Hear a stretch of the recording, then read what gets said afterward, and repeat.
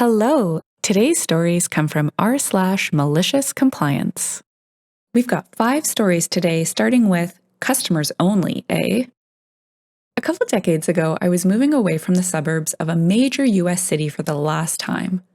Over many years of living there, I had accumulated quite a bit of loose change. I gathered it all up one night, and it mostly filled up a gallon-sized Ziploc freezer bag.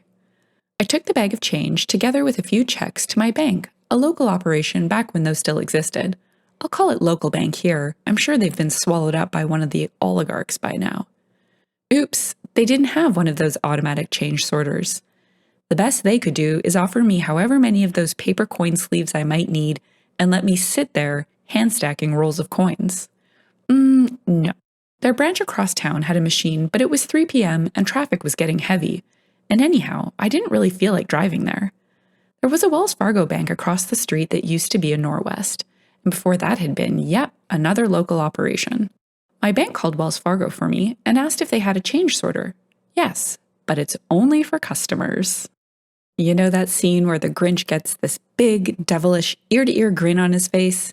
Yeah, even back then, before the last, 15 years of revelations about just how crappy Wells Fargo is, there were damn good reasons why I didn't bank with them. And now, an idea had sprouted. I deposited my checks at local bank, less than a $100 bill, which I crammed in my pocket. Drove across the street, suburbia, no crosswalks because, get a car, to Wells Fargo, walked in, plopped my bag of change on the front counter, and asked if I could get it converted into paper money. "Do you have an account here?" asked the front desk lady. "If you aren't a Wells Fargo account holder, we won't accept your change." "I would like to open an account," were apparently the magic words. I was directed to the desk of the accounts manager, who discussed the various account options with me. I like accounts that don't have service fees or minimum balances, so I selected their incredible free checking, or whatever it was called, the only requirement of which is that the account be opened with $100. Ducky, I just happened to have a $100 bill in my pocket. The accounts manager ran 2 credit checks and some other kind of a background check. All 3 came back clear, and certainly cost the bank some amount of money. She spent probably 15 minutes typing on the computer, filling in forms, and then another couple minutes printing out 20 starter checks. I told her I'd hold off on ordering real checks because I was moving and didn't yet know my new address. 25 minutes after the start of things, I had a brand new, incredible free checking account and 20 specially printed starter checks. I was still well ahead on time spent, compared to sitting in a traffic jam. I thanked Ms. Accounts Manager, stepped across the bank to the teller line, handed over my bag of change, and 40 seconds later got $66 worth of $2 bills, a new dollar coin, 84 cents, and a few foreign coins. "Would there be anything else?" "Yes, thanks. I'd like to withdraw $100. "Just a $100 bill will be fine. Thanks, from my incredible free checking account." I stepped back across the bank, sat down at the accounts manager's desk, and said, "Please close my account." She said, "Close it? But you just opened it." I said, "Yes, I did. Please close it now." She did a bunch of key punching and digging forms out of various trays, costing the bank money with every minute spent on me, then said, "Okay, it's closed. But why?" I said, "I became a customer 9 minutes ago to comply with your customers only rule on the change sorter. My brief time as a customer cost you whatever administrative time and effort it took to open the account, and whatever fees I'm sure you were charged for those 3 background checks on me, and whatever the materials and operating costs were for you to print these starter checks, and whatever time and effort it took you to close my account just now. And it cost you the possibility of my ever becoming a Wells Fargo customer for real. Thanks for playing." She was lost for words. I left, drove back across the street, and deposited my $167.84 at local bank, where the tellers got a howling hoot out of my story. I give myself about a 91, A- on this effort.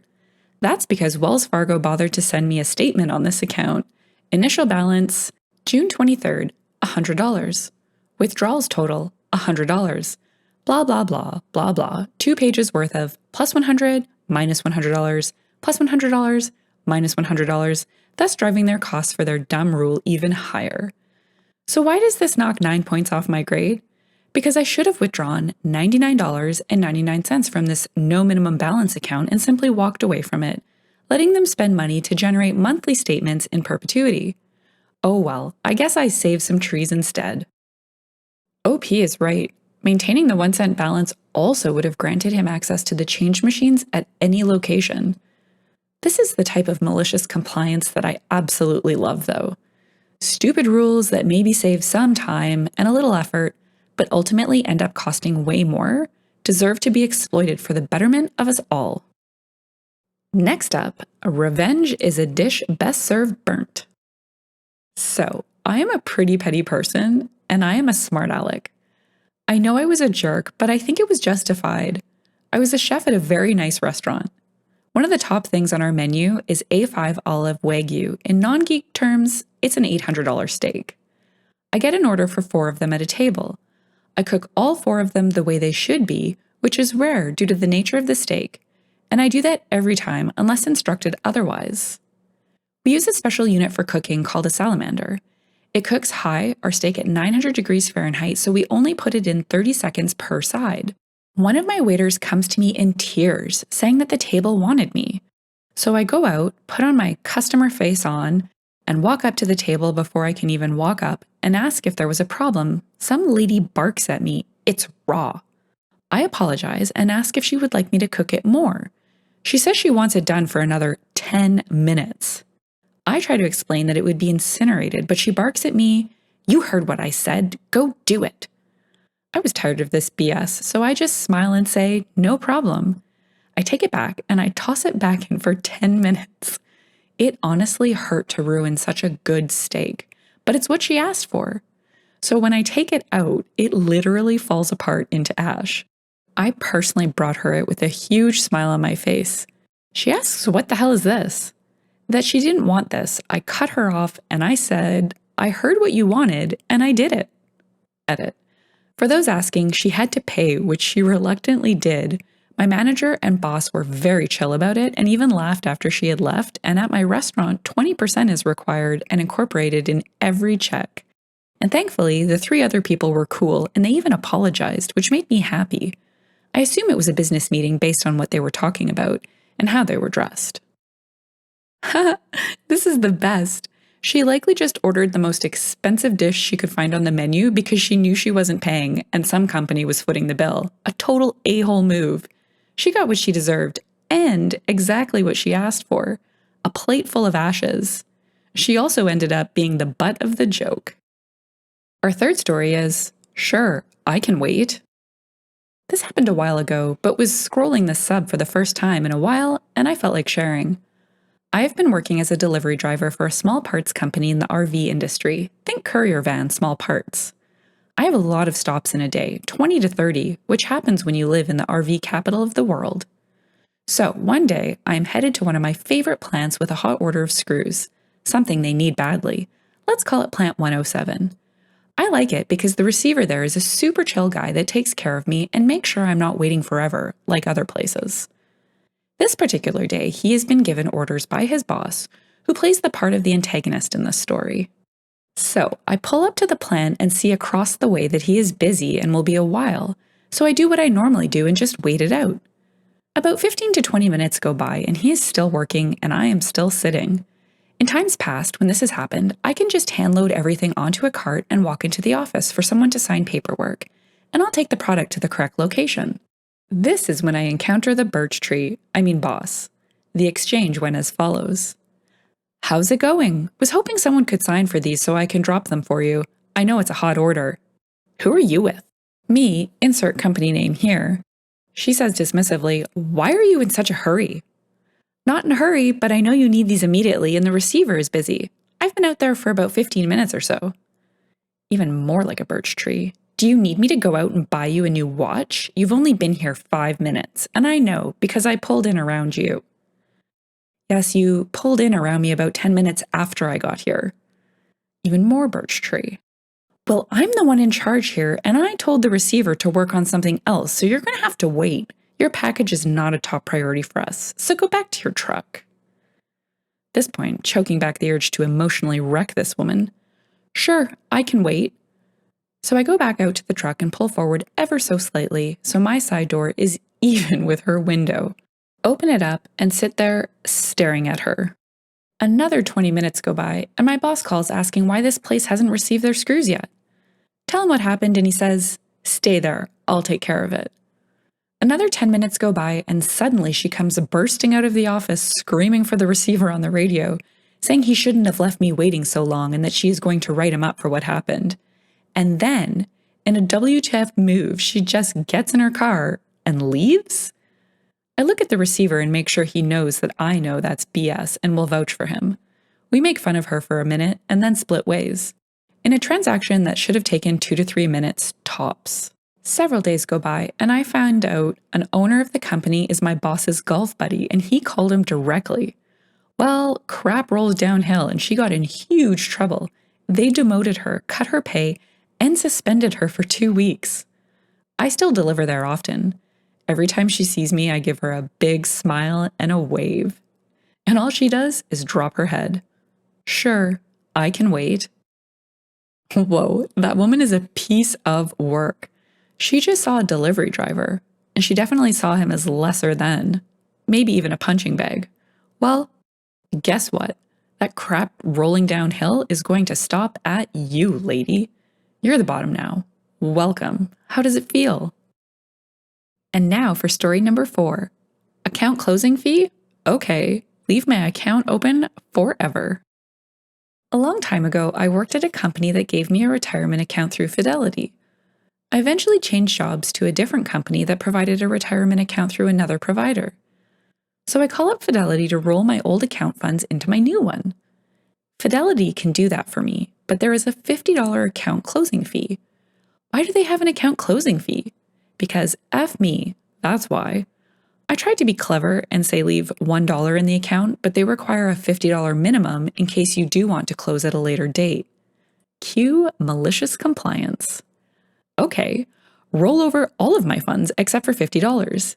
Keep the account open. Send me quarterly updates on my $50. Invest it. Make it grow. I now have a tradition. Once a year, I call Fidelity to transfer over all but $50 of my account balance, usually just a check for a few dollars. By this point, I've cost them way more than $50 of service, postage, and checks they mail to me, but I still have a few decades to retirement. Let's see how much I can cost them before they give me my $50. I'll go to my grave with that account still open if it means Fidelity never gets the account closing fee. Why? Because F them. Edit. I have a pretty embarrassing update. I called up Fidelity this morning after this post blew up to see if I could get them to waive the closing fee. Turns out they got rid of the closing fee years ago. I never bothered to ask about it after that initial call with them. That is how malicious I am with my compliance. I've been needlessly effing with them for no reason. Anyway, the guy asked if I wanted to close my account. I told him, nah, I'm in too deep. Let it ride. This is a stick to your guns kind of guy. What would you do? Would you take the money or let it ride like OP just for kicks? I mean, this is a story you can tell for years. Well worth the $50 either way, in my opinion. Our last story is 1,400 packages of cookies. I broke a rewards program. The year was 2000 in Canada. One of the better grocery store chains, Loblaws, had introduced their new President's Choice PC Points reward program. This was tied into their PC Financial MasterCard. There was a month-long promotion where you could get bonus points for purchasing select items. One of the items was their signature President's Choice Decadent Chocolate Chip Cookies. These are amazing cookies that are still around today. The offer was, for every bag of cookies purchased for the regular price of $1.99, you got 1,000 PC points when you used your PC Financial MasterCard. That 1,000 PC points was worth $1 for a later redemption. Buying a package of great cookies for half price after reward value would not make for a good malicious compliance story, now would it? I figured something out and started some major malicious compliance with their offer. I started by going from store to store and buying every bag of cookies I could find. I even asked if they had cases in the back. From one store, I was able to get 8 cases. I ended up getting 1,400 packages of cookies over a 3-week period before the program broke. Having 1,400 packages of cookies created a problem. What was I going to do with all those cookies I bought for $1.99? At the time, I was a field sales rep for a company with 4 factories in the province. I ended up selling most of the cookies for $1 a package to the employees. They thought it was a great deal and could not get enough. On to the points. Every couple of days, the bonus points would show up in my PC Points account. I realized I could take my PC Points and convert them online from PC Points to Petro Points, Petro-Canada gas station rewards program. Once I had 100,000 PC Points, I would convert to 100,000 Petro Points. I would then go online into my Petro Points account and convert those points to Sears Club points. Sears was a department store that is now gone. Eventually, I would redeem the Sears Club points for vouchers that could be used for in-store purchases at Sears. The break. After converting 1,400,000 PC Financial points to Petro Points over a couple of weeks, Petro-Canada caught on and immediately stopped all conversions to Sears for everyone. No more points could be converted. It even was marked as not available on their website. I called Petro Points when I found out, and after a little discussion regarding the sudden end of conversions, was allowed one final conversion. The math. One package of cookies cost $1.99. I sold the package of cookies for $1, earned $1 in PC points. Exchanged that $1 in PC points to $1 in Petro Points. Exchanged the $1 in Petro Points to $5 in Sears Club points. Edit. Messed up the math. It was $1,400 net investment, not $700. For a net investment of $1,400 after selling the cookies and transferring $1,400,000 in points among programs, I ended up with $7,000 in Sears Club vouchers that I used on sale and clearance items at Sears. It was a fun 3 weeks while it lasted. Oh my goodness, these ridiculous point systems that companies use to gain loyalty among customers are so annoying. I have such respect for the people willing to put in the time and effort to calculate the currency and exploit the programs to their advantages. And apparently, it only takes one smart, dedicated, and persistent person to topple the entire program.